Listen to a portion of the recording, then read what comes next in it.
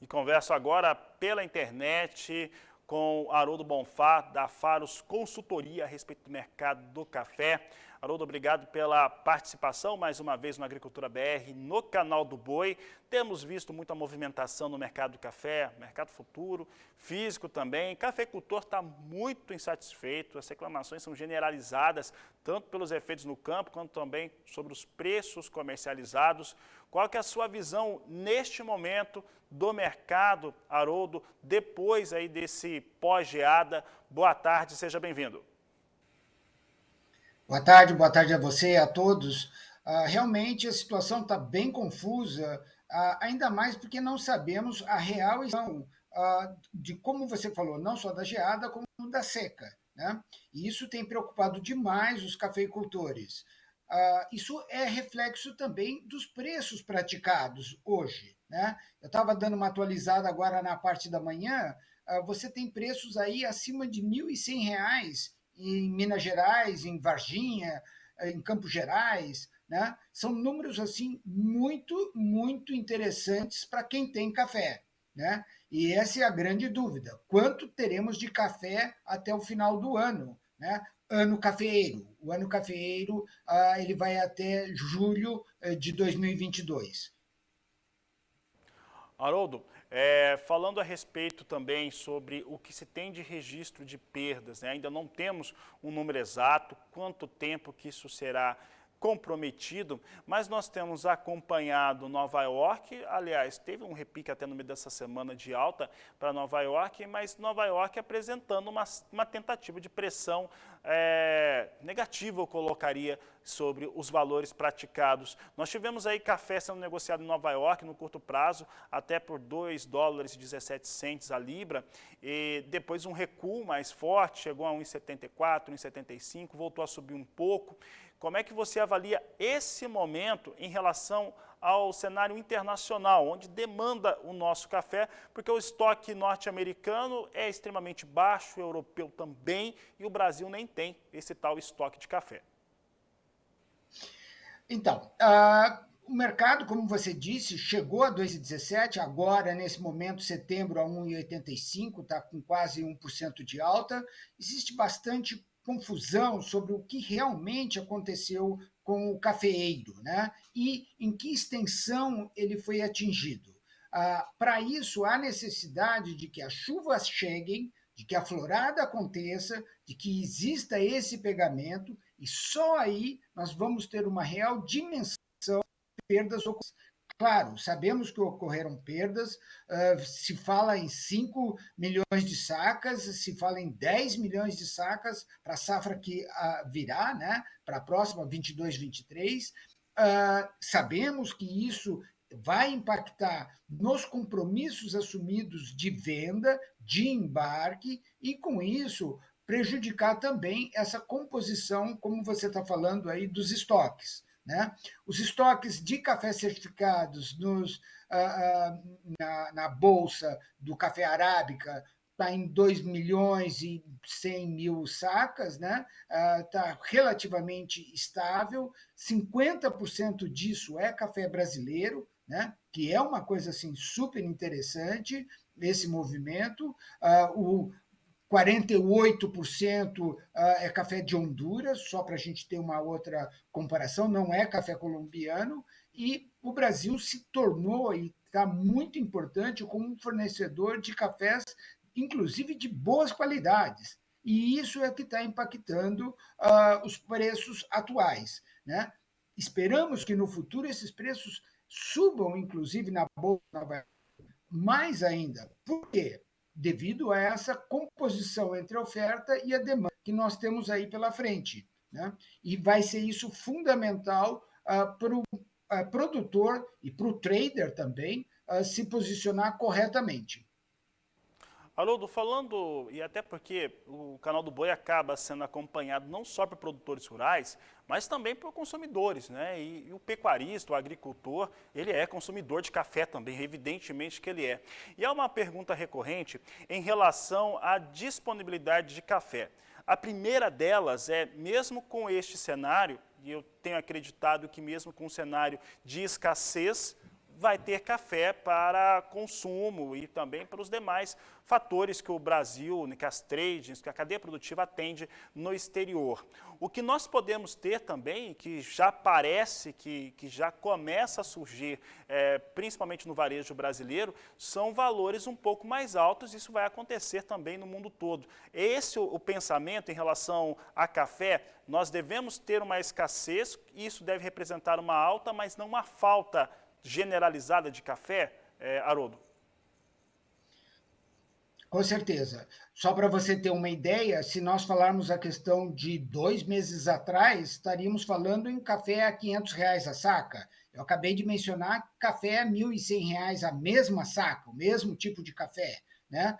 Da onde vem esse número? Por que subiu tanto? Né? Você tem componentes exógenos ao café, que seria o combustível, fertilizante, que subiram, né, que é esse acompanhamento da inflação, que o Brasil também está sofrendo isso, tá? Não justifica esse aumento de quase 100%. Como isso vai refletir no mercado interno? Claro, com certeza ele será repassado. Ele não poderá ser repassado integralmente, porque haverá um problema muito grande de consumo. Né? Você vai trocar suas marcas preferidas se elas subirem números absurdos. Né? Você vai até diminuir a sua qualidade em termos momentaneamente, até adequar a preço mais compatível com o orçamento, né?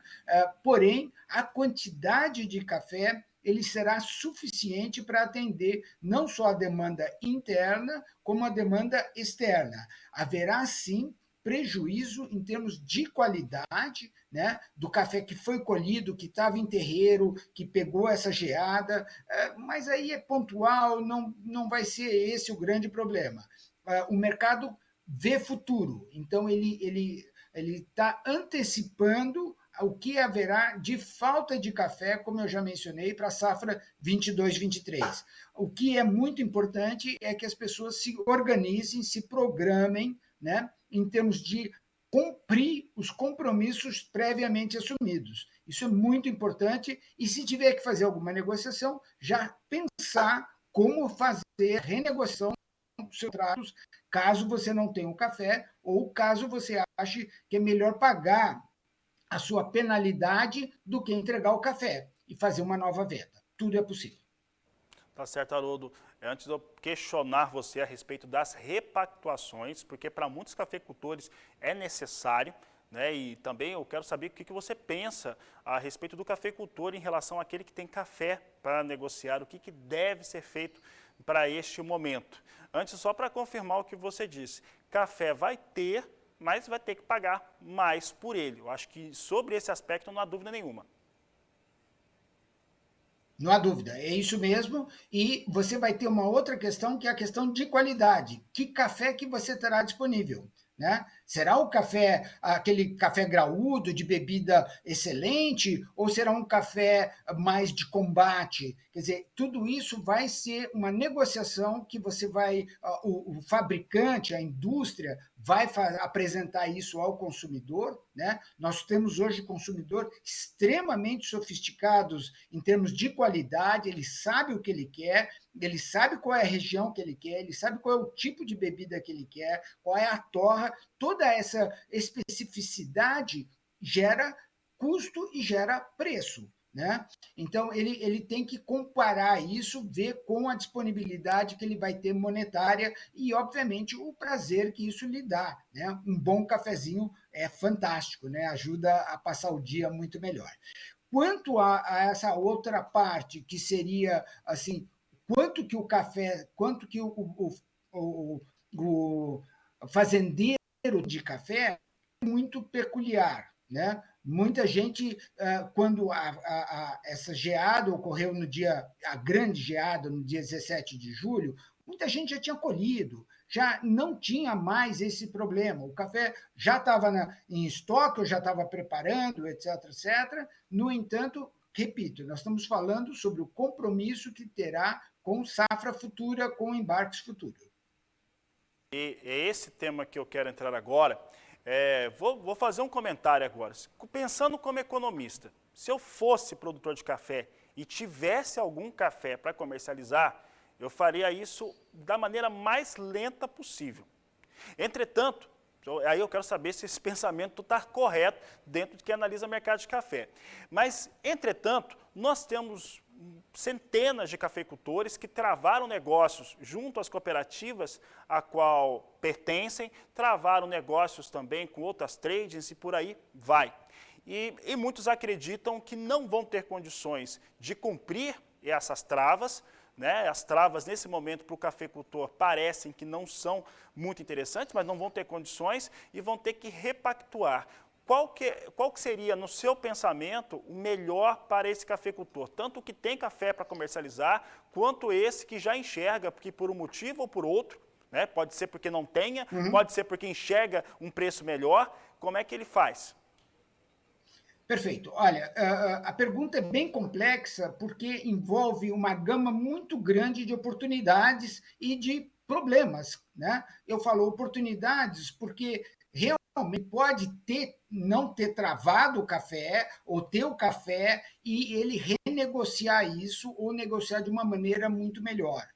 Vamos partir do princípio que ele tenha o café e que ele vai vender o café futuro. Né? É sempre importante, você falou a palavra economista, né? Eu sou economista, é sempre importante você ter dinheiro no bolso. Então, assim, garanta pelo menos uma boa remuneração para o café que você já tem. Não todo, né? Mas vai negociando, você também mencionou, aos poucos. Vai fazendo 20%, 30%, e vai se organizando. E com essa remuneração, você vai ter que passar ao ano que vem, o 22, 23, que essa é a grande nossa preocupação. Né? Ninguém tem bola de cristal, não sabemos qual vai ser o número final de bolsa quando ele for negociar, né? Mas essa preocupação está nos dois lados, tanto na parte de quem está vendendo, como na parte de quem está comprando. Imagine a indústria preocupada em não receber o café. Né? Então, ela está também, num certo nível, disponível para sentar e negociar um novo embarque, inclusive até um novo preço, né? Até com a possibilidade de um distrato e uma negociação para um preço melhor. Tudo tem que ser muito bem negociado, muito bem conversado, existe possibilidade. Temos visto aí no mercado, infelizmente, alguns defaults, né? Não entregas. Isso é péssimo, não só para a reputação do produtor, né? Como também para a indústria, porque ela conta com essas programações, né, para o desenvolvimento do projeto dela, tanto aqui no Brasil, esse raciocínio se aplica tanto aqui no Brasil como lá fora no exterior. Tá certo, então, Haroldo. Haroldo, antes de agradecer a sua participação, eu gostaria de perguntar para você o que você espera, porque hoje, para falar do mercado de café, de um período mais alongado, está muito mais complicado. Mas eu gostaria de saber o seu entendimento para o mercado do café agora, no curto prazo, uma semana, principalmente negociações em Nova York, e aqui no Brasil, uma tendência, pelo menos, a se acalmar um pouco as situações, os cenários, e o cafeicultor traçando também, claro, e a cadeia produtiva, uma estratégia um pouco mais clara de negócios. Claro. Eu gostaria de relembrar, né, que saiu ontem os números da Secafé, eles saíram mais baixos do que esperados, 2,8 milhões de sacas no mês, o mercado estava falando em 3. Um dos culpados foi a parte logística, não foi a parte técnica, ou seja, café existia, o que não aconteceu foi o embarque desse café, ou por uma questão até de preço do frete, ou espaço no navio, etc. Quer dizer, esse é um componente importante na composição do preço, né, e da falta de café. No curto prazo, nós temos aí acompanhando sempre essas notícias, né, sobre frio, que ainda existe, nós temos o nosso inverno vai até dia 22 de setembro, ou seja, temos mais aí pelo menos um mês pela frente obviamente que há possibilidade, sim, de ter mais frentes frias e mais geada, inclusive, né? Pouco, porém, há possibilidade. Temos esse problema que a Renata mencionou há pouco sobre a falta de chuva, né? Mais uma vez, isso estressa o cafeeiro, e isso é um problema para a frutura, para um pé de café que já vinha com problema técnico, né? Tudo isso é componente para nós vermos, como a gente está vendo, essa subida no mercado interno de preço de café. Se você falasse com cafeicultura um ano atrás, você imagina que haverá uma saca a R$ 1.100 no mercado, uma safra tipo 6, bebida dura? Nunca. Não era, não se esperava isso e o mercado não via isso. Ou seja, Nova York está muito distante de mercado interno, né? O mercado interno está muito bom para café. Não, o custo disso, obviamente, não chega a R$ 800, né? Você está vendendo a 1.100, imagina ganhar um número hipotético, R$ 300 por saca, me parece assim, extremamente interessante. Já mencionei, cuidado com 22, 23. Esse sim nos assusta bastante. Muito bem, Haroldo, obrigado pela participação aqui no Agricultura BR, no canal do Boi. Sempre um prazer tê-lo por aqui. Uma boa tarde, um grande abraço a você. Um prazer estar aqui com vocês e dividir um pouquinho desse conhecimento aí com os seus ouvintes muito atentos, né? E lembrando de novo, vamos parcimoniar, vamos dividir as coisas para dar certo. É um longo caminho até a próxima safra. Um grande abraço a todos.